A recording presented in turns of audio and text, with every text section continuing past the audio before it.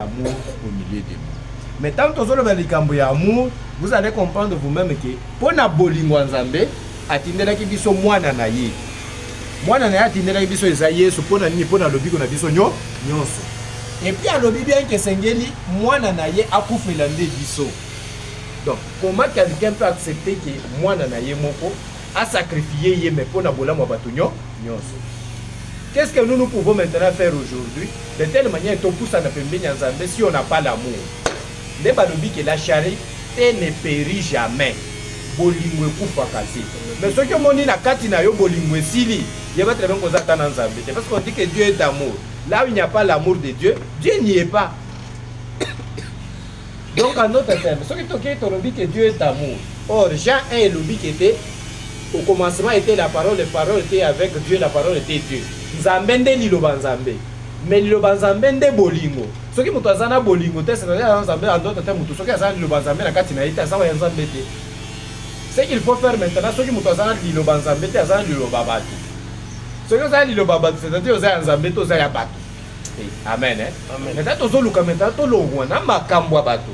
Tokoma maintenant na makambo ya nzambe. Allons-y papa. Ok. Nous étions 1 Corinthiens 13. À l'épître de Paul au 13e chapitre, verset 8, nous descendons. Okay. La charité ne périt jamais. La charité ne périt jamais. Les prophéties prendront fin. Tout ça, ça prendra fin. Les langues cesseront. Ok. La connaissance disparaîtra. 9. Car nous connaissons en partie. Toyebi muke, toyebi totalité te. Mutoko loba jamais que ne naza boy na yebi nyonso azate. Et amen. Et nous prophétisons en partie. Ata muto asala ka prophétie wana. Asala ka prophétie nyonso te. Akoluka mwa eloko moko oyazu epa na yo ayebisi yo. Et on va parler de la prophétie pour toi parce que eloko bato basala que za prophétie to eza prophétie. Oye liboso a prophète atali yo boya lobi te na moni nzamba ayebisi nga boy. Soki alobi ke na moni nzamba ayebisi nga boy depuis babota yo ti mukolo wana likambo alobi nde vi na yo mobimba. C'est-à-dire il a pris une partie de la connaissance à Pessio. Il y a 11 ans à révéler. C'est-à-dire Zambé n'a pas révélé l'entièreté de ta vie. A révélé qu'à moi il est comme ici. Même celui qui prophétise, il prophétise toujours en partie. Allons-y. Car nous connaissons en partie. Ok. Et nous prophétisons en partie. Nous prophétisons en partie. Mais quand ce qui est parfait sera venu. Maintenant, eloko ya mutu ya ezaki oyo ezalaki parfait o bato bazalaka nango te tango ekoya. Ce qui est partiel disparaîtra. Onyo eza partiel ekosala nini eko disparaître. Alors biso tozo vandela makambo ebungaka te. Tozo vandela makambo eza parfait e kotika la libela na libela seko na seko. Et amen oyo koki kosala ke tokota na kati ya bokonzi ya Nzambe po Nzambe ayeba na kozala na biso. Yango maintenant lelo tozolinga tolobela likambo ya religion. Tant tozobela likambo ya religion c'est que toyeba ke religion eza nini, tina ya religion eza nini, pona nini esengeli tozala na kati ya eloko wana. Et amen soki na religion yo zaleli oyo yebaki makambo wana ezosalema te, laisse-moi te dire seulement une chose qu'il faut que tu arrêtes. Tu n'as jamais été dans la religion pure de Dieu. Et alléluia. Amen. Papa, acte 8.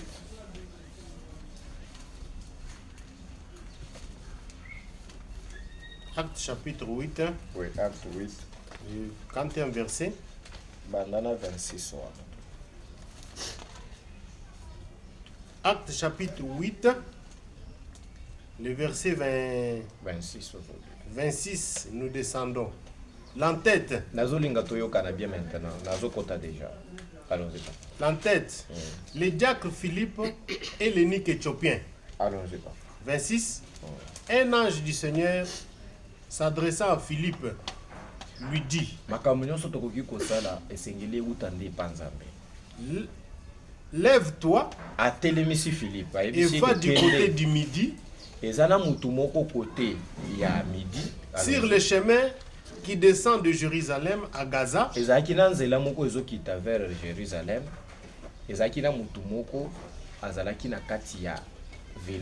Parce qu'il était énu. Quand on dit énu, c'est-à-dire Azamutu Oyo. Et Bosono. Voilà. Mais avant d'Akina Katia, Char Naï. Maintenant, Zambé a tindi Philippe à l'obité. Lève-toi. Télé. Va du côté de midi. Kende. Si le chemin de... Vous allez comprendre maintenant pour nani nzambe ce qui a tindi mosali na ye asala ka nzamba zo bisa ya asala. Il n'y a pas de destination précise au mosala nzamba boke. Tozana bino awa. Ce qui nous a par exemple dans salle lieu prophétie na ebisio ke nzamba sepira le bien en tout cas yo au kende bandaka. Mais na ebisi papa ki en tout cas nzamba ebisinga ke yo au kende poto. Anta bino mibale nanya kozana ko yiba. C'est-à-dire en d'autres termes, vous allez comprendre que le coup d'ayoki qui est à Bandaka, pour aller Bandaka, il y a un Zambéti. Or sa vie se trouve à Bandaka. Amen. Parce que tout ça est bien. Il y a un mot qui est Zambé à Tindi. Moussa Zambé à Kana destination. Il y a un mon amité Mabato, il y a un mon aka plastique. Et place au babongisi qui est à côté de l'Zambé, ils ont la capacité. C'est-à-dire ceux qui battent na poto kende, ceux qui battent na mboka kende. Et tel que vous êtes là, ne soyez pas des gens qui se donnent des limites dans la vie. Pour dire que non, en tout cas, ngai na kosebraka soki na kepoto, peut-être vie na yo, ezande na banda. Au commis na banda, peut-être tu te retrouves plus que même celui au na poto. Donc en d'autres termes, mieux vaut koyoka nzambe ke koyoka oyo ya yo ezotindika yo. Philippe a vendu, Zamba ebisie ke tata kende, na sotinda yo na nzela tel. Okukuta mutu aza boye kende epa na ye. Allons-y papa. Ok. Un ange du Seigneur s'adressant à Philippe lui dit, lève-toi et va du côté de midi sur le chemin qui descend de Jérusalem à Gaza. Okay. C'est lui qui est 2 heures. Okay. Il s'éleva et prit. Et voici un Éthiopien, un unique ministre de Cadence, reine d'Éthiopie, et surintendant de tous les trésors, venu à Jérusalem pour adorer. S'en retournait, assis sur son char, et lisait les prophètes Esaïe. Place où on a zolinga na yebisa bino ke akendaki ko adorer. Mais na kozonga na ye yango moni dans zoloba esengeli kokoma. Na kozonga na ye afongoli maintenant mukanda ya Esaïe po atanga. Muto autai ko adorer non? Mais akomi kozonga. Mazotanga nde mukanda. Quelqu'un qui quitte une adoration ou bien qui n'est qu'au sambela nzambe azonga matala mukanda mayoka yangote. Ça y est réellement comme ça. C'est ce qui se passe actuellement. Il y a beaucoup de gens bazoluka koyeba liloba nzambe mais bazoyeba ngote pourquoi parce que nous les serviteurs de Dieu on ne vous apprend pas à connaître Dieu. On commence à vous apprendre à vivre à écouter ce que vous avez envie d'écouter. Natali yo boye na moni kete oyo azulinga kena séduire na maloba tele na betili yo yango et c'est pélicio ozongi na ndako alors que loko ya mutu yezaka mbeli lobanza. La personne est partie mais na retour na yazo tanga Esaïe azo comprendre Esaïe te. Mais tu étais parti adorer. Pourquoi Dieu va relever quelqu'un en dehors de la place où yo kenda ko sambele de tellement ya ko te ya yo oyo yo linga ki oyo kakuna me oyo kya yango te. Allons-y. 29. Okay. L'Esprit dit à Philippe. L'Esprit dit à Philippe. Avance. Kende. Et approche-toi de ces chars. Kende pas muto avandi na kati ya. Philippe a couru et entendit l'Éthiopien qui lisait le prophète Esaïe. Il lui dit. On a posé question à l'objet. Qui d'entre nous amène un petit Nouveau Testament? Parce que tout commence d'abord par la lecture. Mais yo tanga katako tanga te. On peut comprendre. Parce qu'il faut d'abord lire, ne pas écouter pour qu'on puisse t'apprendre. Mais toi tu ne lis même pas. Mais on va t'apprendre quoi? C'est-à-dire tout va commencer par zéro. Donc en d'autres termes, moi dans Zambé, ceux qui ont lingi que makama Zambé kota na katina yo, nos téléphones ici ont déjà des bibles na katina. Okuta Bible nanga, na français, na lingala, on a facilité la tâche de tel moyen mutokolo ba jamais été nga na na Bible. Donc avec seulement Android, tu as la facilité au côté boye aux na Bible. Lis même, si tu ne comprends pas, maintenant l'Esprit de Dieu va guider un serviteur de Dieu pour atteindre ça yoma komi otanga ko yo kakawana. Allons-y. L'Esprit de Philippe, l'Esprit dit à Philippe, avance avance et approche de ses chars. Approche de ses chars. Philippe a couru Ok. et entendit l'Éthiopien qui lisait le prophète Isaïe. Ah, Isaïe azoloba. Il lui dit, comprends-tu ce que tu lis? La question est que tant que tanga kama komia mukanda nzambe se to comprendre kango. Il répondit, comment le pourrais-je si quelqu'un ne me guide? Alors, nazoye bisabino bande konanga ndenge to vandi boye. Ne soyons pas des gens avec la sagesse humaine pour prouver que nous avons la connaissance. Ce qui est na bande na lobi nous connaissons en partie. Makambo nzambe ndeza boye, si tu veux apprendre ça, apprends d'abord à reconnaître que je ne connais pas. Parce que lui a reconnu que na comprendre ndeni ce que moto ala kisinga yango. Kadi makambo nzambe atandenge totanga kango, atandenge to comprendre kango na maele na biso. Il faut qu'il y ait quelqu'un à qui l'esprit de Dieu est guidé, pour ya kotalisa yo ke omoni place otanyo ezandenge zo comprendre te. Elingi ko loba boy. Toute la Bible bande konanga na zo ebisa bino, c'est eza masese. Ko bandaka ka Genèse 1 ti Apocalypse. Eza masese. Parce qu'il a posé quelques questions, quand on a Genèse 1, place où que Dieu créa le ciel et la terre. So il a posé papa question. Les cieux et la terre aux amas de Biezari. Vous n'êtes pas loin de me dire les cieux et la terre. Or ça, ce n'est pas Dieu. Et ça, on va communiquer avec la Bible.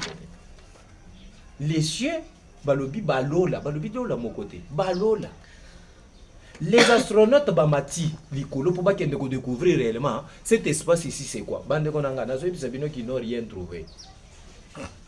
Ce qui nous divise de ça, c'est notre limitation ya miso. Place miso na biso ezosuka. Et ceux qui ont talindé batiaka ba planète, ba koye biso yoki ba planète ezalaka na kati ya mopepe. C'est-à-dire ils sont attachés na l'autre côté. Ba boule wana. Maintenant, quand tu vas dire que tu es à l'eau, peut-être que c'est une direction qui te mène vers la lune. Parce que la lune est astre du colo et va dans le cabo. Alors, l'eau Zambé Bazoloba. Ah, ok, maintenant, quand toi tu vas commencer à lire, tu dis, au commencement, tu as créé les cieux. Balo les bélés, na mokili moko. Maintenant, il faut se poser la question, mokili Zamba Zoloba, mokili. Il faut maintenant qu'il y ait un serviteur de Dieu que Dieu va envoyer. Aya maintenant pour expliquer Dieu créa les cieux, les asios étaient, mabélé, les amabélé étaient. Abani maintenant ko tato la yo. A tato li maintenant pour comprendre que t'es. En tout cas, on est sans ambalo baka. Ce n'est pas ce que notre sagesse nous guide. Dieu parle d'une autre manière. Alléluia. Est-ce que tozo yo kan? Alors na place oyo, balobi Philippe guidé par le Saint-Esprit, à qui maintenant et pas ya unique éthiopien pour atali ça y est. Éthiopien pas reconnaître à l'obi qui n'a koye bandeni ce qui muto guidé ngasa asate. C'est ainsi qu'il a été écrit dans la Bible que aucune prophétie n'est venue de la volonté humaine.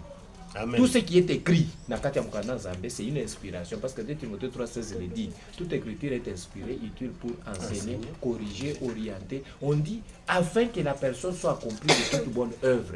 Souci ya Musala Zambé, souci ya Liloba Zambé, c'est que muto koma na niveau Zamba zolu kelayi. Amen. Mais maintenant, tout ça le vélikambo à religion. Religion est anime réellement. En réalité, la religion vient na ba terme grec au benga ka religare. Religare, ça veut dire relier.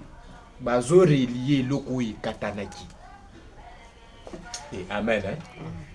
Bazo réunir lien moko ezalaki te. C'est-à-dire lien ezalaki mais batu baye ko sala nini baye ko katango maintenant bazo linga maintenant bazongisa lien wana. C'est ça l'origine de la religion. Religio ou bien religare. C'est-à-dire on vient relier ce qui a été coupé. Donc, kati eloko, maintenant tozo luka ke tozongi sango. Alors, bi la religion est anime. Ce qui faut comprendre bien, unique avant daki, aibaki eloko kosala te. Maintenant Zamba tindi mosali, alobi ke kende otalisa mutu wana de telle manière à comprendre que nini azotanga. C'est-à-dire il y avait une coupure entre la compréhension, l'entendement, il y a une oyo esengelaki na entendement spirituel mais ye atikalaki na entendement na ye moko esengelaki maintenant esprit eguide Philippe mpo Philippe akende maintenant konouer mauvais entendement a effacé yango a relier maintenant l'homme avec le nouveau entendement pour comprendre que nini bakomaki na kati ya makomi wana. Donc en d'autres termes, la vraie religion est la religion où il y a relier l'homme avec Dieu. Si la religion ne te relie pas, toi avec Dieu, sache très bien que continue dans la religion. Amen. Alléluia. Aujourd'hui, si nous regardons bien dans tout ce qui se passe dans ces Yamoki, vous allez comprendre que tout ce que nous avons fui dans le monde, nous les avons trouvés dans nos églises.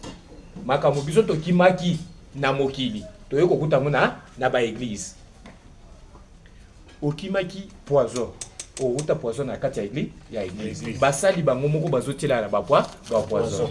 Okimi kindumba na libanda. Okuti na kati ya église kindumba ezali. Pas pasteur. Okimi kimoyibi, okuti kimoyibi na kati ya église. Donc tout ce que bato babanda okima na kati ya libanda, bakuti na kati ya église bakuti yango eza ebele. Boyebi sanga maintenant. Place nini bato bakozonga liboso nzambe. Lelo église ekomi à la base ya kokabola bato. Église ekomi à la base ya ko détruire ba famille. Lelo église ekomi en réalité l'objectif ya kosambeleza poto kabola bato te. Moi je peux venir dans une famille, je donne un exemple, na kati ya famille Songolo. Na kuti na trouver nous sommes des Africains, mutu moko ndaza à la base ya destruction ya famille wana. Nous ne sommes pas appelés à détruire cette famille-là, mais nous sommes appelés à délivrer la personne pour famille où on a été unie et puis basambe la bangonyo nyonso. Mais ceux qui n'aient pas exemple n'aient que papa mon vie na yo et zobeba parce que moi c'est na yo. Tant boko tika le bino boko c'est boko zana regard moko. Na kabodi bino déjà. O bana na bino, bana basali nini. C'est le monde. Mutu soki atiki vase na ye que le diable habite, c'est à nous de venir délivrer cette personne de telle manière que mutu wana koma ya nzambe, mais pas séparer les gens. Mais aujourd'hui, beaucoup de difficultés au foyer na makambo eza na kati ya ba famille et autres na ba église. Est-ce que nous sommes venus relier les gens de Dieu ou bien nous sommes venus encore les séparer davantage de Dieu? Papa Colossiens. Colossiens. Avant que tu commences Colossiens, Apocalypse 21, 3. Pourquoi la religion? La religion est là. Apocalypse chapitre 21, verset 3. Religion est zoya de telle manière que est renoué biso. Tozolo ba renoué ponanini. Na ebandelizamba ke laki mobali na mwasi. Mais à cause ya serpent baliaki mbuma. Ce qui peut moni à partir ya moment wana. Dieu n'a jamais accepté que mabe ou bien passer kota na mokili. Et amen. Ce qui peut dans la Genèse 1, vous allez comprendre que Dieu avait donné la nourriture à l'homme et l'homme avait tout ce qu'il fallait.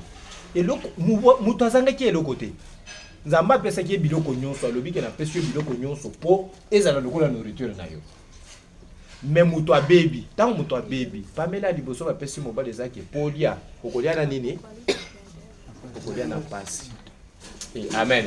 Amen. Oh, na Genèse 1, alobi ke na pesa biloko nyonso lokola bilei na yo. Mais tokomi na kati ya Genèse 3, tango bazo beba, ayebisi bango ke en tout cas yo kolia na pasi. Pasi uti wapi?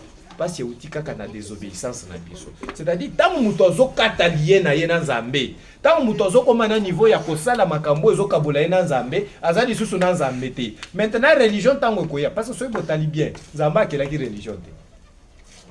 La religion n'a pas existé au commencement. Maintenant, comment il faut maintenant commencer à renouer Dieu? Ce que vous avez bien comprendre, il y a quelque part on a écrit que c'est à ce moment-là que les gens ont commencé à adorer Dieu sur la terre. C'est à ce moment-là. Or, l'adoration n'était pas au début. C'est-à-dire, ce qui me yé makasi, mabe komi ebele, il y a le moment où Nzambe alukaka ke déterminer muto akabola kinaye, ou akabona kinaye bazonge. Yango nde tozoloba ke une vraie religion eza oyo ezozongisa bato nyonso bazala pembeni ya Nzambe. Si cette religion-là ne te noue pas avec Dieu, c'est tout à fait un problème très difficile. Bon, pour nous bino na Nzambe c'est que to banana no kolakisa bino ke Nzambe azanani, yo muto komaki na niveau nini pose la pembeni ya Nzambe te, moneng de lenge nini okosala de telle manière ozongela na Nzambe na yo. On dit Dieu voit l'intérieur de la personne. Amona kazoto. Apocalypse 21. Apocalypse chapitre 21, 3. verset 3. Okay. L'entête, les nouveaux cieux et la nouvelle terre. Allons-y, papa. 3. 3. Et j'entendis du trône une forte voix qui disait, Ok. voici le tabernacle de Dieu avec les hommes. Allons-y. On dit ceci. Azoyoka malobe zolobama. Na malobo bazoloba wana bazoloba ke tala tabernacle nzambe eye kovanda na ba. Or nata kati ya tabernacle nzamba vandi. Est-ce que tozoyoka na bien? Amen. Nazoyebi sabino que si la religion ne vous amène pas à cohabiter avec Dieu, c'est-à-dire c'est une mauvaise religion. Amen. Jean 17:3 et lobby. Or la vie éternelle, c'est qu'ils te connaissent toi le seul vrai Dieu et qui croit en celui que tu as envoyé. C'est-à-dire, eza koyeba nzambe ya bosolo parce que nzambe pe ya lukuta zalaka. Ce que bien nzamba bosolo, ça veut dire tabernacle na ye koya kova kovana. Nazo pesa bino ndakisa. Quand on parle d'Emmanuel, on dit Dieu parmi quoi? Parmi nous, non? Est-ce que les autres croient que Dieu est parmi nous? Eh, alléluia. Amen. Est-ce que tu crois que Dieu est parmi nous? Mais qui peut venir faire que le royaume des cieux, ton règne vienne? Quand tu as dit règne en Zambie, tu vas dans la route. Mutu na kati ya ilanga na ibandeli abanda solola na Nzambe. Est-ce que lelo mutu solola que Jésus na Nzambe? Na ibandeli. Quand Dieu a créé l'homme et la femme, bazolo baki azongaki na kati ya ilanga zo belela. Adam, tu es où? C'est-à-dire babanda kosolola. Eza makambo lelo tokomi nango kete na lali na moni Nzamba ebisinga te bazo solola boye. Et c'est écrit même dans la Bible qu'il n'y a aucun prophète comme Moïse à qui je parle de bouche à bouche. C'est-à-dire, en d'autres termes, c'est-à-dire, ceux qui Nzamba y a vendu na biso, to kovanda na to bandi ko solola na inde to so partager boy. Mais une religion qui ne vous habitue pas, qui ne vous permet pas d'être avec Dieu, c'est-à-dire, ce n'est pas une religion. Quand tu me dis par exemple que tu es année aux années na yo, année sili, année aux années depuis 2000.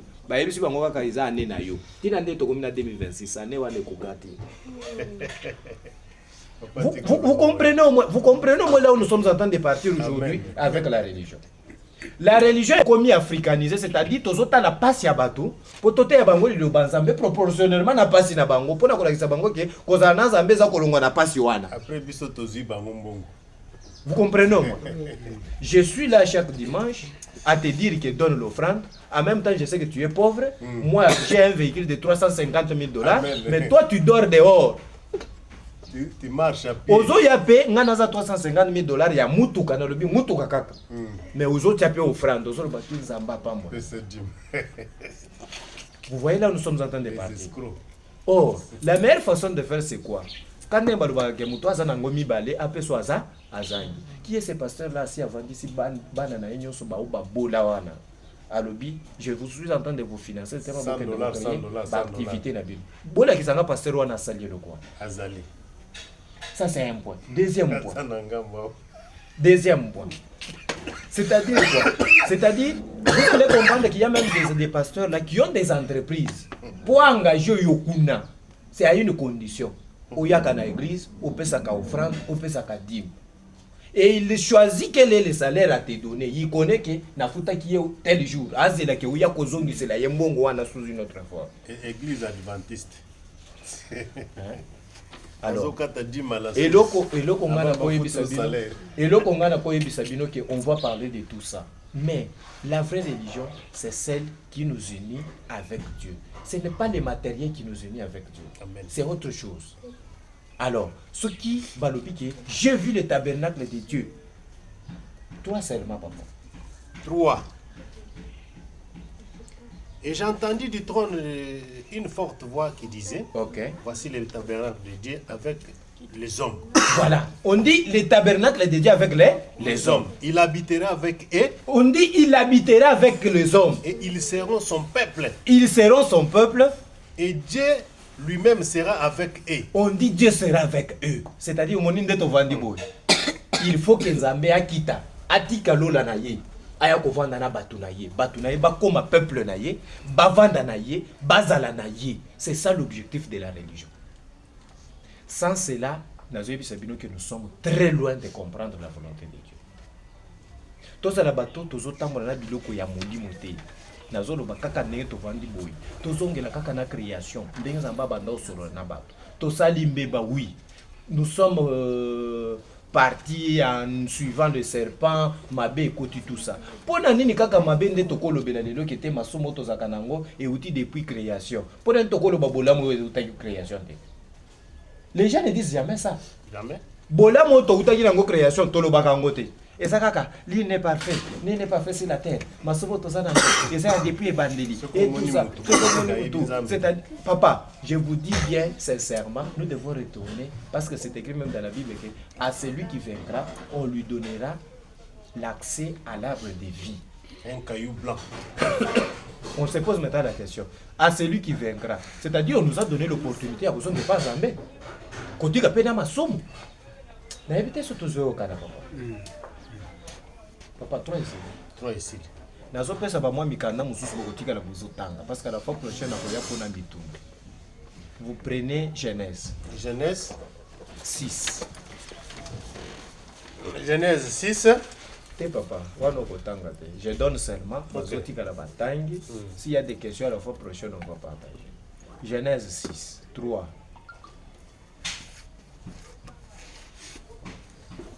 « 5 jusqu'à 7.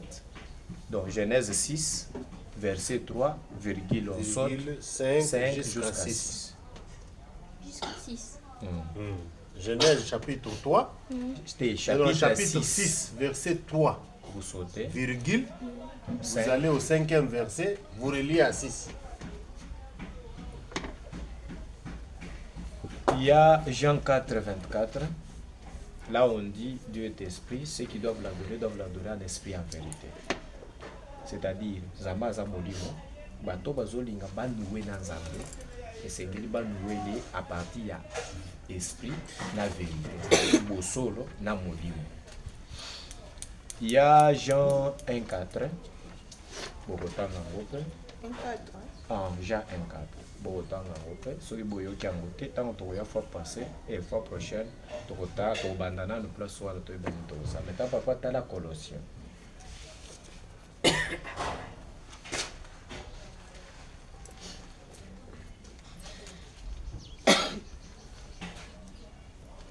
Bokoba qui s'appelle Acte 17, 22. Colossiens. Colossiens 1, 15 jusqu'à 16. Colossiens chapitre 1er. J'ai dit Bokoba qui ça. Verset 15 à 16. 15 à 16. Voilà. Maintenant, au bas autant déjà Colossiens 1, 16. 15 à 15 16. à 16. Ok. Au sauté 19 jusqu'à 20. 19 à 20. Ok. Oui, allons-y. 15. Il est l'image du Dieu invisible. Bazolo bake Yesu tango ayaki azaki image ya Nzambe wa mona na kati. Allons-y papa. Les premiers nés de toute la création. On dit la kati ya bikela munyonso ekela mwa liboso Nzambe akela kezaki. Allons-y papa. Car en lui ont été créées toutes les choses qui sont dans les cieux, balobi sur na la terre. kati na ye. Nazo expliquer bino pour comprendre. Na ebisi bino na ebandeli na lobi Dieu créa le ciel et la terre, mutu mususu akomona la terre akomona, mais awa balobi na kati na ye Nzambe akelaki biloko nyonso ya lola na mokili. Bandela papa. Il est l'image du Dieu invisible, L'image du Dieu invisible. les premiers nés de toute la création. Ok. Car en lui ont On été dit, créées na toutes kati les na ye. choses qui sont dans les cieux Bakelaki biloko nyonso ezalaki na lola et sur la terre. na oyo eza na mokili. C'est-à-dire en d'autres termes, lola na mokili o Nzambe akelaka nde na kati na yo. Amen. Eza nde libanda te. Soki oluki yango libanda, yeba très bien que oza mutu aba précepte humain, c'est-à-dire mutu amonaka makambo selon sagesse humaine.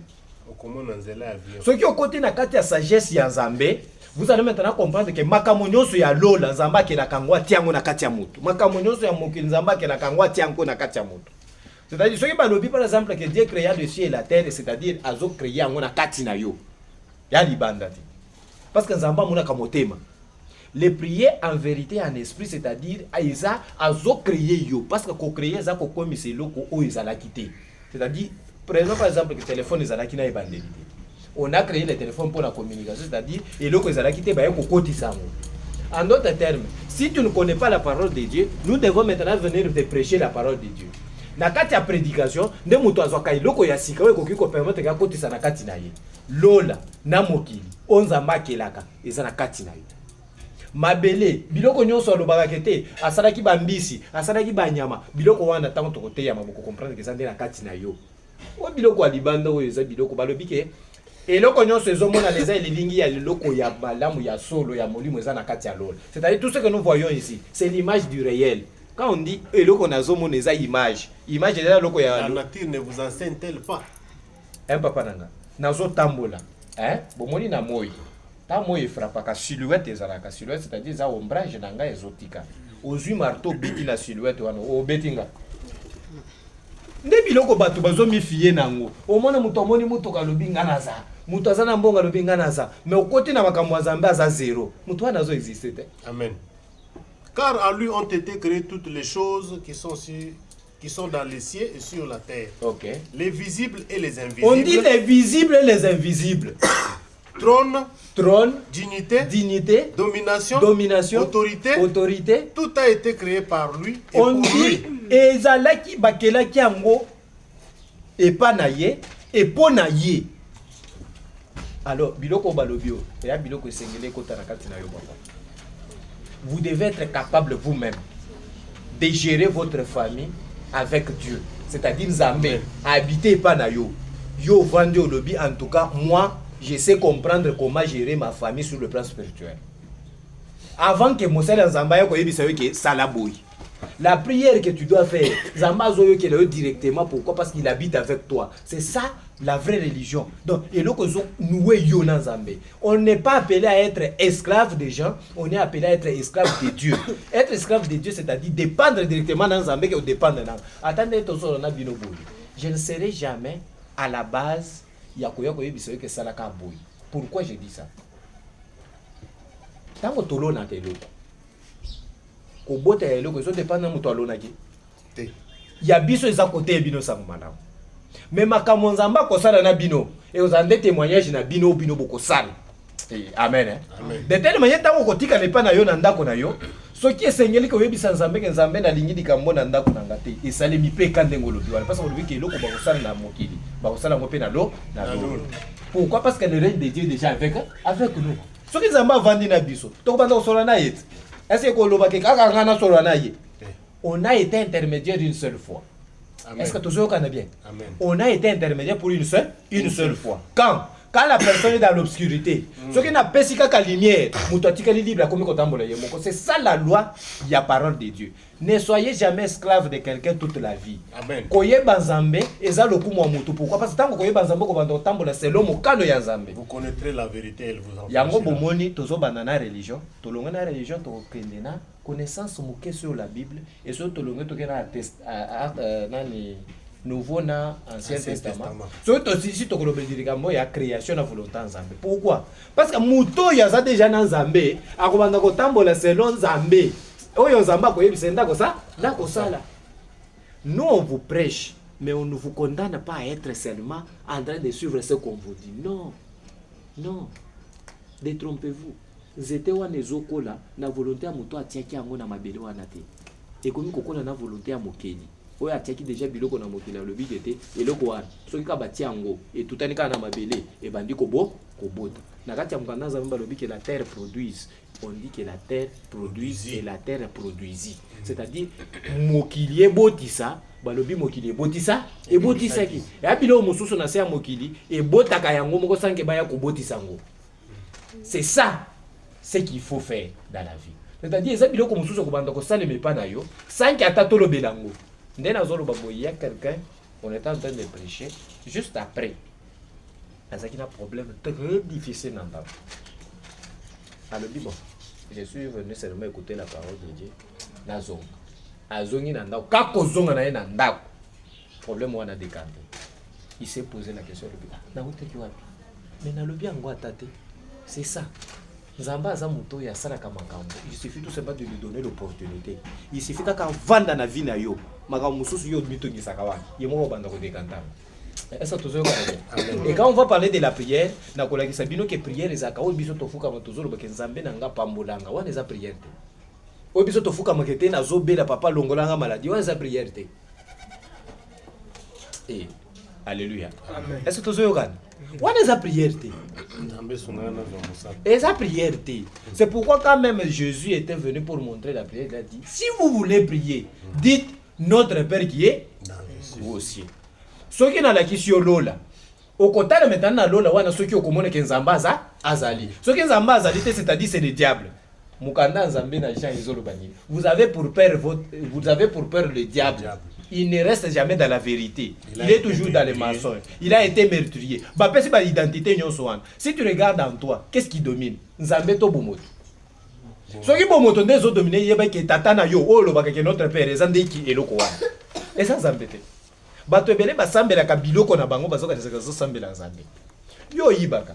Osala kindumba. Osala kama benyo so ya mokili. Mais ozokoma na butu ozoloba notre père. Notre père na yo ezande kindumba nde père na yo. Ozo senga ya batela yo. Amen. Agide yo. Olobina tongo lukape moso. Chéri. Je me rappelle bien une fois nazo kende mabondeli côté ya ipeno wana. Na moni mwana mwasi moko azobima 4 heures. Azolela na nzela. Bayebi yembo na musala na ya sala. Tango azobelela azoloba Nzambe ngai nazo perdre pongi nanga. Po muto aya koyibanga. En tout cas mutoyo yoka libondelia azobondela ni Nzambe aza likolo azobondela Nzambe aza likolo te azobondela de Nzambe na ye oyo aza na kati na ye. Donc en d'autres termes tozobunda de telle manière que to relier place muto akabwana ki na Nzambe. Ce qui to identifier loko kabola ki biso na Nzambe tozongisi yango, c'est-à-dire to koti na religion pure o Nzambe azoloba kete na kovanda na bino na kozala na bino pe bozala peuple na nanga. Et alléluia. Amen. Est-ce que tozoyoka? Si dit ça papa na 19 car Dieu a voulu que toute plénitude habite en lui. On dit alukaka ke plénitude na ye nyonso vanda na kati na ye. 20. Il a voulu par lui réconcilier tout avec lui-même. Vous comprendre, hein? À partir de Jésus, il a voulu par lui réconcilier tout avec lui-même. Voilà. C'est-à-dire, azolinga réconcilier batu nyonso, azolinga réconcilier nyonso ezalaki ya kokabwana kaka à partir de Christ. Est-ce que tozo kana bien? Et loko koki kosangisa biso na Nzambe za kaka liloba Nzambe ya bosolo oyo epesa ka bomo ina kati ya ba. Une parole pure, pas mélangée. C'est-à-dire tant motozo ka liloba Nzambe azo ka liloba Nzambe uniquement la parole de Dieu qui puisse le louer de Dieu. Oyo kabola ki yena Nzambe balongoli yango batieli oyo ezore lié na Nzambe. Yango monita Jésus azo ya bazoloba, il est le chemin, la vie et la vérité. Enseignement autozo pesa ndeko permettre yo que yo zongele pa Nzambe. Ce qui enseignement exacté, ça serait un peu très difficile que la personne puisse être. Papa, 20 ici. Ici il a noté. Okay. Il a voulu par lui réconcilier tout avec lui. Tout avec lui. Tant ce qui est sur la terre que ce qui est dans le ciel. En faisant la paix par lui. Okay. Par le sang de sa croix. Et amen. Hein? C'est-à-dire en d'autres termes, nous allons faire un effort dans le parcours na biso. Oye kabula ki biso na Nzambe tozolongolango. Tozoluka o nyonso ekoki kosala ke tozongela na Nzambe. Oye kosala ke tozongela na Nzambe eza autre chose que la parole de Dieu. Or na kati ya mukanda Nzambe balobi très bien que Christ c'est quoi? En réalité, Christ eza o bato bazokanisa te. On dit c'est la sagesse et la puissance de Dieu. Na kati ya liloba Nzambe eza na sagesse na puissance en Nzambe Jean 1:4. Eza na puissance bokomaki yango déjà. Eza na puissance moko ezoya ezokota na kati ya moto ezo permettre que moto abanda komona makambo na lolenge mususu. Et amen. L'évangile de Jean, le premier chapitre. Donc nous lisons la parole faite chair. Et amen. 4. Souci ya Nzambe eza ke lokola za liloba Nzambe aya kovanda na kati na biso de telle manière que liloba Nzambe la tanzo et la tanzoto. En elle était la vie. Voilà. Et la vie était la lumière des hommes. Et Seigneur liloba wane commandé lumière yaba yabato. Je vous pose une petite question. Dès ton vadi. Ce qui bobimi. Conception bokozala nango ekozala oboyaki nango.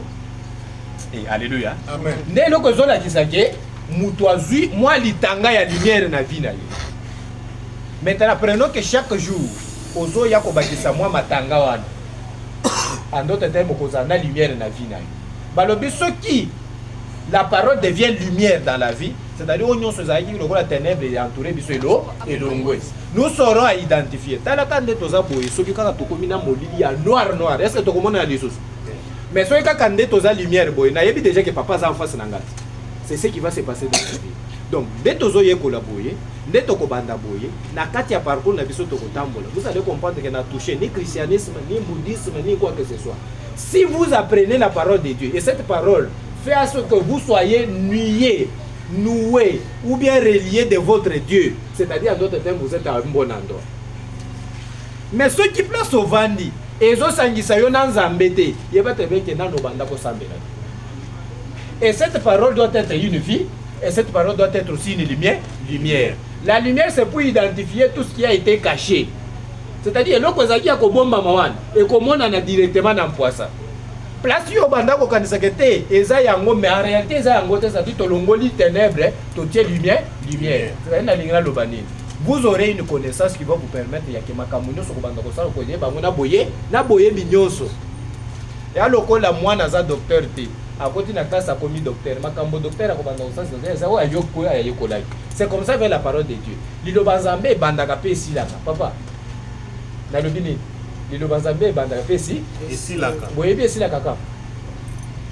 Dans mon komi libre. Ce qui muto komi na boyebi yonso. Ba komina kati ya mukanda Nzambe balobini. La charité reste mais les connaissances passent. Si nos connaissances vont passer, c'est-à-dire en d'autres termes, boni makamona zolo bao. Fois prochaine est-ce que na kozongela lisusu? Boyebi déjà. Est-ce que muto ayebi ba yebi sakaya lisusu?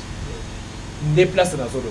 C'est-à-dire, quand nous allons apprendre, tokoyeba onyo sozaki ya kobomba na makomi, tokoyeba nyonso nzamba azozela epa na biso, et puis tokobanda kosalela ngo na vie mosusu, ngana kotelema lisusu pona te ya bilote. O balobi ke moye ko ya ko lakisa biso lisusu lumière na kati ya moyi te.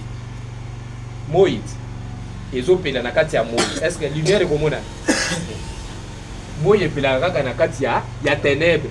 Soki kaka ténèbres longwe esili toke pela mususu o ténèbres ezali. Donc biso na bino tokotika na musala kaka ya kotangisa bato bonne nouvelle.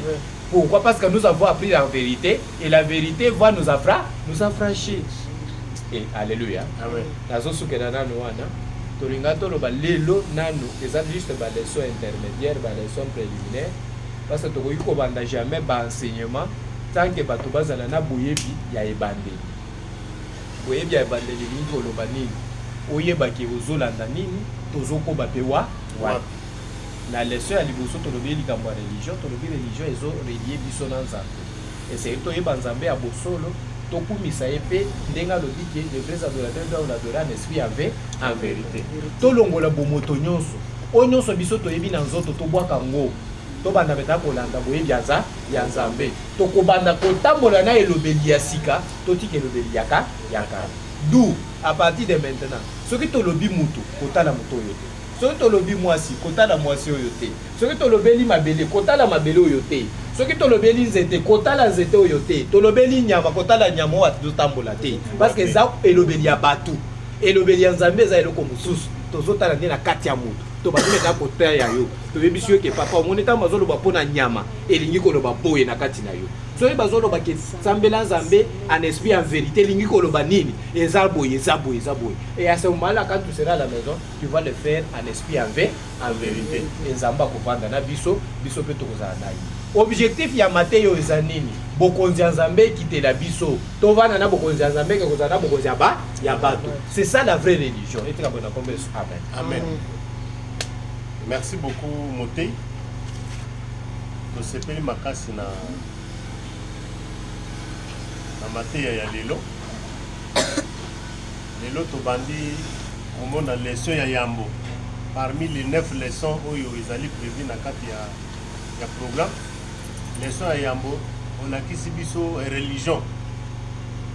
Alors tozali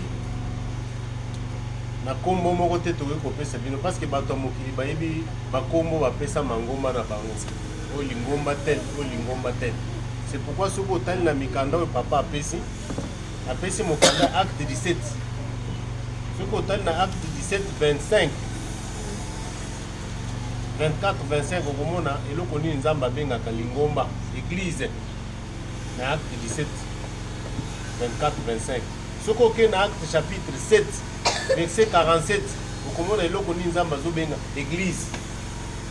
Alors awa tozali na kati ya école de la sagesse tozoyekola sagesse ya nzambe mpona kovandisa sagesse ya nzambe na mutu nyonso seke mutu nyonso place azali atambolaka na nzambe arekuraka lisu teke non azalaka na paster na nga naza na problème boye il faut paster na nga te. Awa tozo autonomiser tozali kokomisa mutu autonome azala ye moko na nzambe na ye avant poser acte otali eske liloba nzambe permettre nga nasala eloko oyo avant ozwa décision otali eske nzambe apermettre nga nasala boye. Alors nde okosala eloko oyo tobengi religion, c'est-à-dire bazo relie yo na nzambe. Alléluia. Tobandaki na losambo tokomi mpe na suka po totika moment na maboko ya nzambe. Après soki moto aza na mutuna il faut atuna tokoki kokabola boye te mutu nyonso aza na mutuna tuni avant tokabola tobondeli nanu mpona kosisa mosala ici. Éternel notre Dieu, nous étions devant ton Saint-Nom, nous avions appris tant de Père ta connaissance. Laisse que cette bonne nouvelle qui est sortie en ce moment, qu'elle puisse germer dans tout un chacun. Éternel le Tout-Puissant, donne l'entendement, la bonne compréhension et toute personne dans le Père puisse savourer cette nouvelle. Que cette nouvelle dans le Père rende tout un chacun une nouvelle personne. Au nom de notre Seigneur Jésus-Christ, nous avions aussi demandé Amen. Amen. Ce que nous avons mutuna, tout comme nous avons mituna avant tout kabon. Papa mutuna ezali. Mutuna ezali papa. Maman ce que mutuna ezali. Papa azali a coupé sa réponse.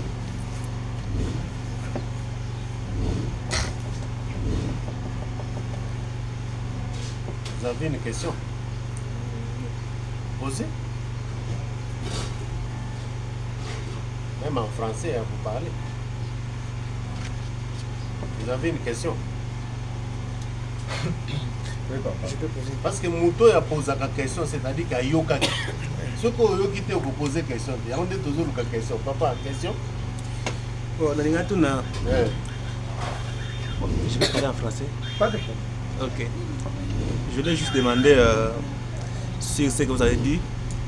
Quand vous nous enseignez comme ça, c'est pour que nous aussi, nous venons des personnes pour enseigner aux autres.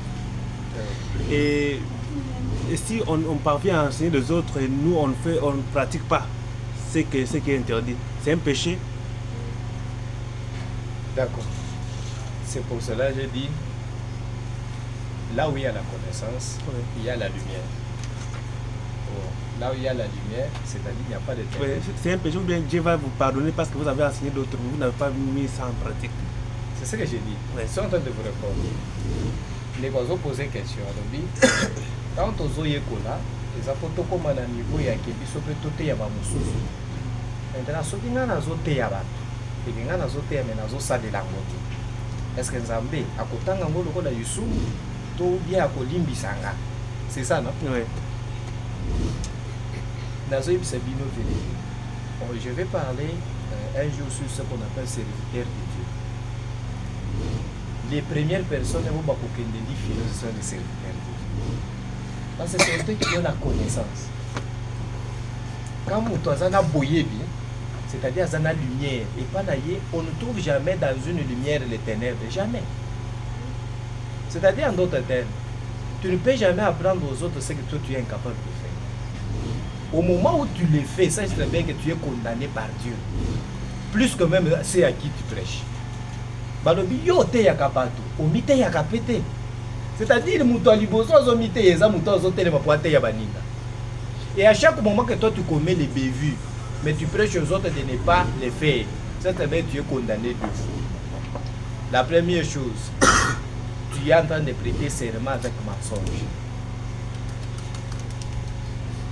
Deuxième chose, ceux qui pratiquent le bien sont en train de t'accuser devant Dieu que voilà le menteur, il est devant nous, il est en train de nous faucher. Parce que yo sala bula ngana sala mabe. Ngana te yo bola ngana sala kate. C'est-à-dire je prêche d'abord contre mon propre Dieu et parce que toi tu fais le bien, tu m'as corrigé. Dieu viendra me punir encore pour ça.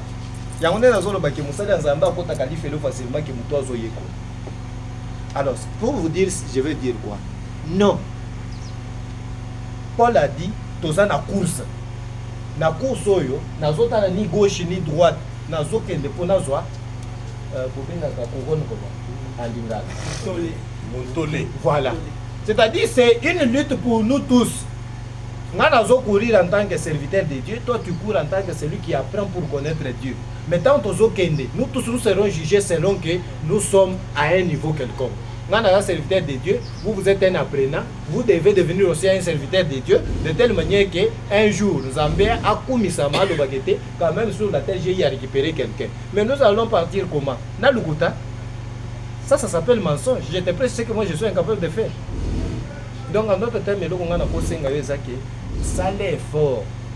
Ceux qui ont l'ignoté les malibos pour la qui s'est boulant, yo bandanan. Parce qu'on donne que ce qu'on a. Moi, j'ai une réserve où il y a beaucoup de pourriture. Je suis en train de faire comme un pharisien dans la question boulant, alors que nakati je suis pourri. Non. Jésus est venu, il a dit, bossa la lokola ba pharisa yote. Baza batoyo bazwaka batombe na bango eza sale na kati bazokumisa ngo peto libanda. Donc ne faites pas ça. Le combat pour nous tous, c'est de ne pas pécher. Dans Zotoboyi, dans Molimo, nous devons nous battre. Que ça soit serviteur de Dieu, que ça soit croyant, que ça soit fidèle. Nous n'avons qu'un seul commandement. Aime ton prochain comme toi-même, aime ton Dieu avec tout ton cœur. Quand on aime un Dieu avec tout son cœur, on ne peut pas être quelqu'un qui fait le mal. Parce que dans Exode Balobi, c'est un Dieu jaloux. Andi magate qui basa isaye na nzambe mususu. Tango zo sala mabesa Dieu zo isaye na nzambe mususu. Dans les habitumba biso nyonso tozana ngo. Jésus a été tenté par le diable. Et c'est pour dire que tant tozana c'est à mokili, mabe yaka te, mabe yaka. Mais c'est à toi maintenant de prouver que tu sais dominer. Parce que dans nzambe lobi, aucune tentation n'est jamais été non humaine. Toute tentation est humaine. Mais nzamba lobi ki afongola kanzela mususu po mutu. Akweya na mutambo wana. Il n'y a pas le bique. Aucune tentation ne vient auprès de l'homme si Dieu ne sait pas que cet homme-là va les surmonter. C'est-à-dire que mon tentation n'est pas na yo. Il n'y a pas qu'un zamba est kolonga. Maintenant kolonga na yo, ils ont victoire. Ceux qui ont kweyi directement ba koche kaka a communal. Papa, on a fait dans la question. Oui papa. Namoni olobi ya non tant que tu en profondeur, c'est que tu dois et yoke dia liloba nzambe ndenge nzambe alingaka toyoka. Pour lobi mukanda nzambe ko banda Genèse na Apocalypse eza masisi. Eza ba allégorie ba exemple.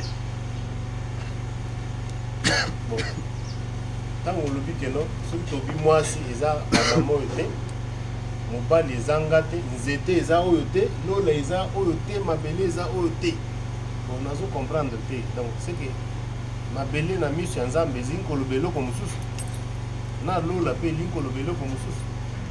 C'est que soki yango elingi kolobelo ko mususu ndenge babaka no boya kozwa baptême ou bien boya kopesa moko na zomi ezalaka moko na zomi oyo topesaka te. Baptême pe eza oyo tosalaka na mai te. Nde ba question nazaki na pe. D'accord, merci beaucoup. Yango moni appelé ça qui mukanda ya Jean 4:24 ezoloba. Nous devons adorer Dieu en vérité et puis en esprit. Bon, donc il n'y a qu'à aller au baptême wana. Toi ça la kamabe à partir de la conscience. C'est-à-dire na bandi, na kanisi, na préparer, et na poser acte. Bozinga bokena nga na mai bobwakelinga mai na bibi ewana babwakelinga te badindisinga mpenza na koti mobimba na problème eza te okoti ata yo matoi okoti ata yo mobi obimi bayebisi yo kete okomi moto asika on ne refuse pas mai yo okoti wana elongoli nini na kati ya esprit parce qu'en réalité mai oyo tokenda sokolelo na esalite ya nzoto ntango basambeleli mai wana bon tokende kaka ta na théorie élémentaire kosambela basilisi balobi kete kota ntango kobima okokoma moto asika je pose seulement une seule question mai wana etouche nini ya kati na yo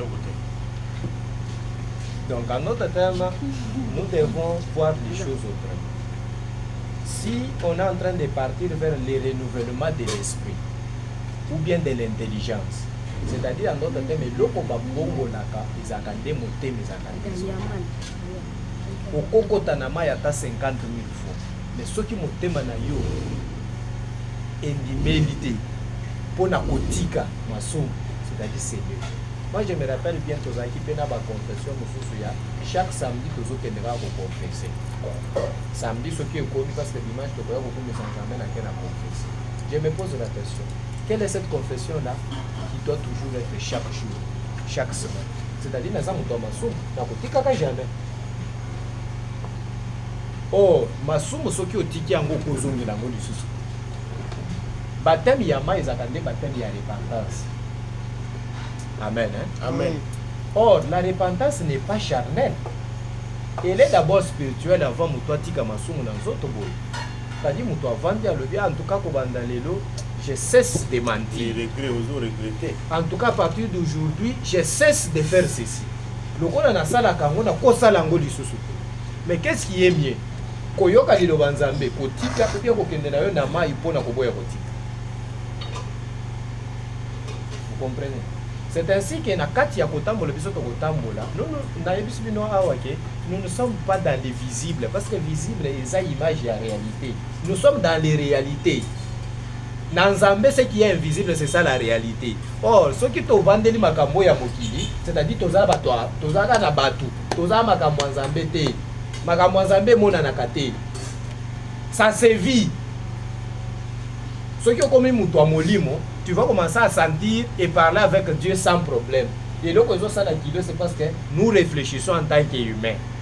Mais ceux qui ont bandu koyoka makambo Nzambe qui vandi na kati na yo, tu vas comprendre maintenant que makambo ebele to sala kana zoto za la distraction. Donc le vrai baptême n'est pas ça. Pour na nini tango balobaka baptême de feu, batu bakenda komizi ndisa na kati ya moto.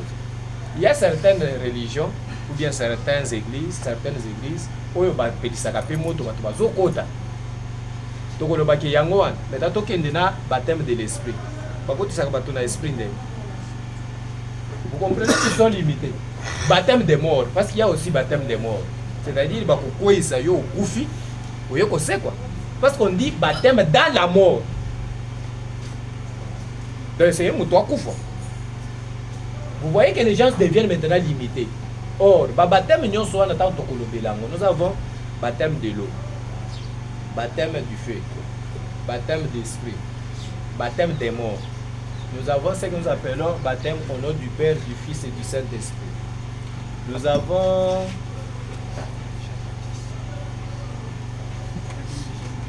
je vais un peu épingler tous ces baptêmes-là. De telle manière que nous devons comprendre que qu'est-ce qui est en train de se passer à chaque niveau de baptême. Et vous allez voir que quand vous êtes au Vendibo, vous pouvez être baptisé et puis vous sortez, vous devenez un nouveau être humain ou bien un nouvel homme, une nouvelle créature, parce que nous sommes en train de parler. Il y a un peu kanda qui ça on a le but ndenge to solo na bino lelo tant to kosilis na lolengo ko bimele zandengo ko taki que ça la ndemo ko ko ça d'abord na ba question. Si tu es quelqu'un voué à la connaissance de la parole de Dieu, ko ça na ba question ebele ba questionnement wana ko banda ko troubler yo de telle manière ko lingo ye ba vérité. Ça c'est un point. Deuxième point, okozala na eloko mususu oyebaki te olobi ah place oyo ndenga lobi boye, oui c'est une réalité mais oyo na comprendre ki yango te.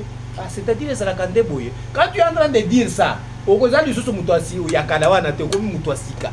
O balobaka ki na ebande tozali na kati ya molili mais sika sikoyo tozali lisusu na molili te tokomi na poli. Donc en d'autres termes papa c'est ça. Le baptême ce n'est pas ça. Là, c'est devenu oh, mais Jésus baptisait aussi dans l'eau, non? Jésus baptisait, les disciples baptisés, on va en parler. Jésus baptisait, les disciples baptisés, ça veut dire quoi? Jean a baptisé Jésus. Jésus a dit, baptise-moi. Lui dit non, je ne peux pas même délier tes souliers. Le dit, fais-les pour que la justice soit faite. Donc tout ça, ça veut dire quoi? Il y a de telle manière que ça a la connaissance. Parce que la connaissance ne s'accumule pas le même jour. C'est au fur et à mesure. Attends la classe de A. toki na 1 plus 2 toki na multiplication ekendaka ndenge wana. Oui papa namonaki olingaki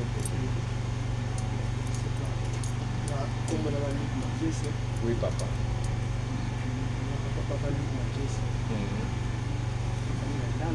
Ok papa. Ok.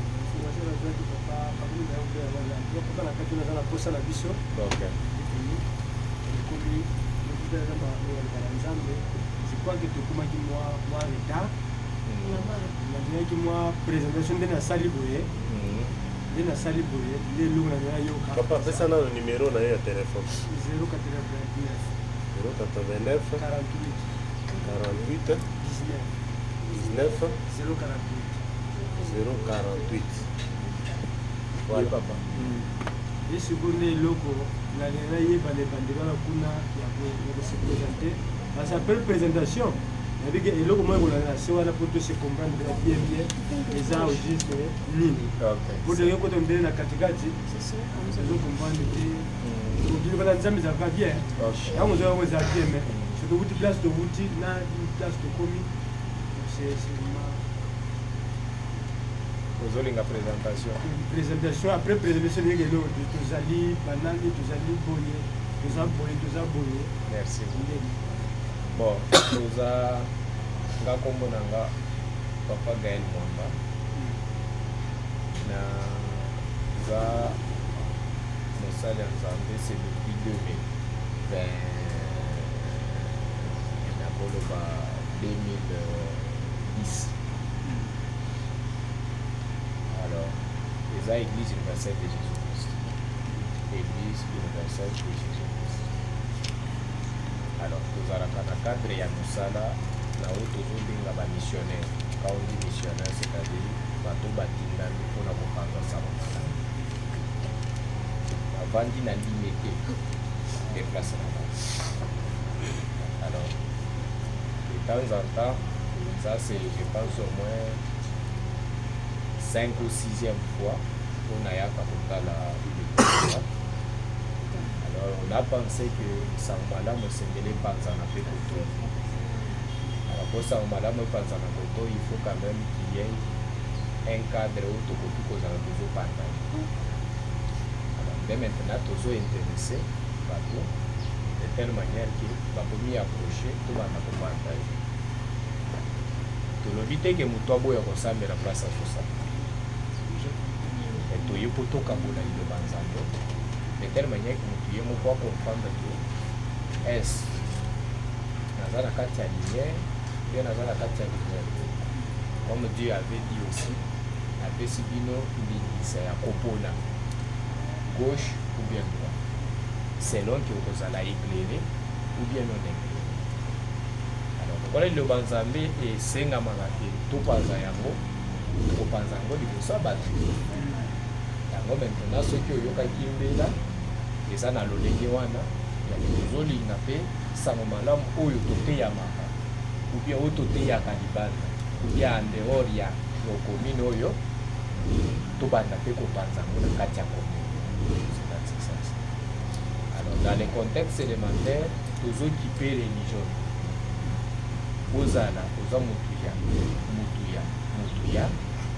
yaka oyo kaka ndenge tozopartage pose des questions parce que Nzambe ntango autilisaka na utu koloba awa autilisaka mutu de n'importe quelle manière na lolenge ya kondimela parce que na ndenge nazoyebisa bino il y a même des serviteurs de Dieu qui viennent on partage avec eux bazwi baleson oyo bakete bake kopanza ngo souci ezaki moto ayebaki nini réellement Nzambe azolinga biso tozala. Parce que dans la séance, il y a des séances pour les serviteurs de Dieu, il y a aussi des séances pour les fidèles. Alors, dans le cadre de contexte, on fait la proposition de séparer Basa et Nzambe, na baye koli pourquoi parce que ceux qui m'ont école à vendre à mon pasteur à jouer école lokoana, mususu ezalaka moi propre peu. Il faut toujours séparer parce que ça fait la leçon mususu ya Basa et Nzambe to pesa ka bango o ezo qui fait réellement bato ya koyeba. Dans le contexte où on est dans Zoloba, tout équipé place au sanglante, mais toujours équipé moto, motema, Nzambe a profondé de telle manière, kayo koyoka sango malamu parce que nous sommes tous dans pour la kopanza yango. et objectif na biso majeur eza ke royaume des cieux oyo tolobaka wana ekita na se tovanda na nzambe tosola na nzambe tobanda kotambola biso nyonso lolenge nzambe akolinga ke tozalema. Pourquoi? Parce que ntango yo okotikala na secteur oyo soki obandi mpe kopanza sango malamu oyo eza nzambe nde akolide yo. Peut-être nga na kozala lisusu te, peut-être papa kozala lisusu te, mais yo otikali. C'est pourquoi nous disons ce qui est bon na kati ya mateya na biso tozotambola ndenge Jésus abanda kotambola. Ateyi asilisi bayekoli bamonani atikeli bango mosala batikali bazopanza sango Jésus mpe ake. C'est comme ça. Nous ne sommes pas des pasteurs éternels. Bao balobaka te avandi atie sango malamu na ye ekomi ya ye libumu na ye atondi te. Nous on prêche la bonne nouvelle et dès que les gens arrivent à un stade il y a que babianga, mais parce qu'il y a ce qu'on appelle appel et vocation. Oyo tosali eza appel il y a que boya boyoka sango malamu. Na kati ya appel wana il y aura ceux qui seront maintenant dans la vocation, c'est-à-dire vocation à kosalela nzambe musala. Alors ce sont ces gens-là que nous allons toujours guider de telle manière que place où on s'oppose à la, s'il est capable, à quoi ça peut battre. Attends, bango sango malamu autu koyo. Parce que Jésus avait dit tout ce que les disciples ont comme objectif, c'est devenu comme son maître. Alors, dès que vous avez un jour, bino pe bozala na charge wana ya côté ya pe batu mususu pour bailler badi de bateau. Merci beaucoup. On va peine à se présenter. Quand on est papa, le tout ça, l'église universelle de Jésus. Oui, c'est de Jésus-Christ. Maintenant, on suit de Jésus. Parce que Jésus n'a Christ déjà, mais ça l'a mis balé. Et au monde a commis Jésus, au très commis Christ. Il faut pas y aller Jésus est ané, très one est ané, Christ est ané. Nazali Moussal Nanzambe depuis 2013. Mais mingi na quartier, babengi bayelinga kaka na Moussala na sala ka yanzoto. Musala ya nzoto ebandi koleka musala nzambe na kilo maître mais naza pasteur na onde natalaki na apôtre tokoki kovanda na boyebi boye te tala bana tokoti bazokoma po balobi ifo moyekoli ekoma lokola motei na ye nde tozwi likanisi ya kolakisa mpe bato nzambe esika tovandi po mutu atikala na nzambe olongwa na bowumbu ya bato bowumbu ya bato koloba nini ozalaka na chef spirituel na yo pasteur na yo aza libela na libela me papa alobi awa liloba nzambe esilaka oteyami ozwi connaissance oyebi nzambe te genèse na apocalypse yo mpe okoki koluka bato oyo kolakisa bango nzambe ki otikala pasteur éternel bato bazoyela yo offrande jim nyonso ozolia na bana nao na ndako na yo ofuti mpe transport a okei ovoyage oke soki mosala na mbongo ya bato oyo bazonyokwa biso tokopesa bino yango gratuit tokopesa bino kisi te kaka ka bible oyo nde okomona obandi kocomprendre liloba nzambe omoni ke moto ateyaka yo abandaka kokosa yo alakisa yo nano eloko biso nyonso ngai ava nakoma mosali na ngai nazalaka mpe neti bino nazalaka mpe na église na ngai na paster na ngai me mokolo navandisaki paster na ngai nayebisi me tala likambo ya nzambe nzambe alobi boye na boye acomprendre ke moto oyo aza lisusu motu na ngai te yakomi motu ya nzambe donc nde tosanganaka chaque samedi soki mpe bolingi tosangana awa te biso toza pre ya kolanda motu même place azali tovandi eza problème te à condition ke batei na bino bapaster na bino babeta bino te po bakobeta bino me ndenge nini bokomi te po papa alobi ke no toyebisi moto atika kote akendaka te yo kendaka mais osala comparaison okomona différence entre justice ya nzambe na justice ya mokili nanda silisi papa siko namba merci papa nalingaki kutuna excuse-moi quand même ça va merci nalanga tunaka te kokutana awa mpona oyoka liloba nzambe ozalaka samedi Oui, pour le moment, ezaka samedi parce qu'on a ça la centrale place na Ibraka dimanche. Maintenant, tant que banda koyangana, il y a le minimum au moins parce que la sensibilisation est au banda. De gauche à droite. Si nous arrivons même à une affaire, il y a 50 personnes. Parce que formation, il y a une année. Quand j'ai dit une année, c'est-à-dire ceux qui peuvent respecter chaque semaine, dans une année, formation est possible. Mais quand on a maintenant un enseignement proprement dit. Pour que la personne devienne au moins capable, parce que l'enseignement, ce sont des notions de base qui permettent que tout le monde enseignement question nous avons les étapes et les étapes des enseignements au niveau de l'église qui permettent que niveau c'est-à-dire nous avons passé. Moi j'ai fait pour apprendre seulement cette parole de 1999 1999 à 2010 on a apprendre, c'est-à-dire 11 ans d'apprentissage, c'est-à-dire na koti, na bimi, na comprendre, na sacrifier pour la jeunesse nanga, na le but Dieu existe. C'est-à-dire en d'autres termes, si on dit il y a une année, il y a encadrement à Bamakamoyo, c'est pour vous donner l'élan, il y a devenir là où Dieu veut pour comprendre facilement l'enseignement. Donc en d'autres termes, ce sont les étapes des étapes. C'est-à-dire, si Dieu veut que tu choisir peu journée mususu ou qui permettre que tu aies un problème mususu on va le faire. Pourquoi? Parce que tout dépend du milieu, de l'environnement toujours ça là nous. Donc on se réunit pour le moment d'abord kakasa. Et quand on a la journée moko okobima pour na makambo prière que si la personne comprend ce que c'est la prière. Tu comprends? Donc il faut d'abord koyeba nzambe. Koyeba maintenant nini badura kanzambe. Maintenant, il faut prier Dieu. Là, maintenant, nous allons commencer les séances de prière et d'orientation maintenant à voir. Mais pour le moment, nous allons d'abord avec des encadrements au niveau de la leçon pour nous comprendre d'abord qu'est-ce que la parole de Dieu, qu'est-ce que Dieu attend de nous, comment il faut lire les Écritures, comment il faut les comprendre. Est-ce qu'il faut un autre ajout? Non. Dans un qu'on n'ira pas en dehors de la Bible. Même les gens qui disent aujourd'hui que non, tu peux utiliser la Bible, c'est parce qu'ils comprennent ça selon les sens humains. Nous avons eu à faire même des débats avec les théologiens. Il y a même un prêtre qui s'est converti pour commencer à prêcher cette parole. Donc quelqu'un qui a fait la théologie du début à la fin, il a prêté même serment, il est devenu prêtre catholique. Mais néanmoins quand il a écouté ça, il a dit non, je n'ai jamais entendu.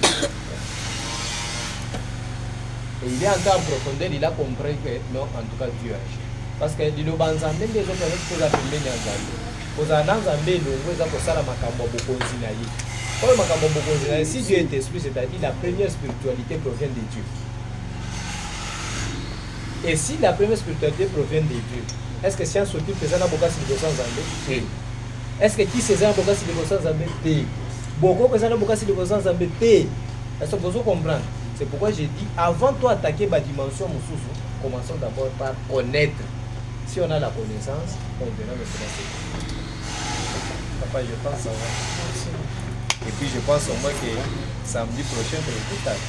Il y a eu beaucoup de temps ni balé. Oui, ça va vous que vous avez un bouillon. Une question. Nous on nous poser question parce que vous posez question avec la question. Oui, maman. Je voulais savoir, on dit stipément, il choisit les choses folles et il choisit les choses vraies. Pourquoi on choisit les choses sages et sagesse et quoi? Force de moi, parce que les choses déjà sages et les choses folles. Voilà. C'est pour vous dire qu'on avait parlé des deux sagesses. Il y a la sagesse humaine et la sagesse de Dieu. Force pour quelque chose qui est de fort, c'est par rapport à la conception humaine. Il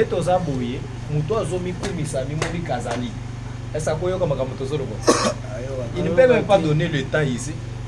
akopesa ntango wana te me moto amimoni akoki déjà akopesa ntango wana te akoyaka bango mpe na baventure na bango wana azwi telefone ayaki est-ce que vous comprenez maintenant moto azomikitisa alobi non que j'écoute d'abord qu'est-ce qu'on dit c'est avoir la faiblesse non parce que komikitisa eza déjà faiblesse et pas moto maintenant nzambe akozwa faiblesse wana akomisi yango force la personne qui s'est vu qu'il était fort là akozala na connaissance oyo est-ce que vous comprenez c'est-à-dire en d'autres termes devant Dieu, il faut être seulement humble.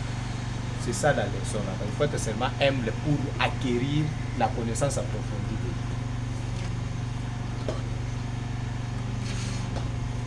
Bon, en tout cas, merci beaucoup. Ça m'a pas Merci beaucoup. Merci beaucoup. Alors, vous pouvez signer un combo. on a joué. Na numéro na yo. Joseph, papa Joseph, vous allez dans le cahier. Ça va, moi, maintenant, bouger sur le. Vous avez arrêté.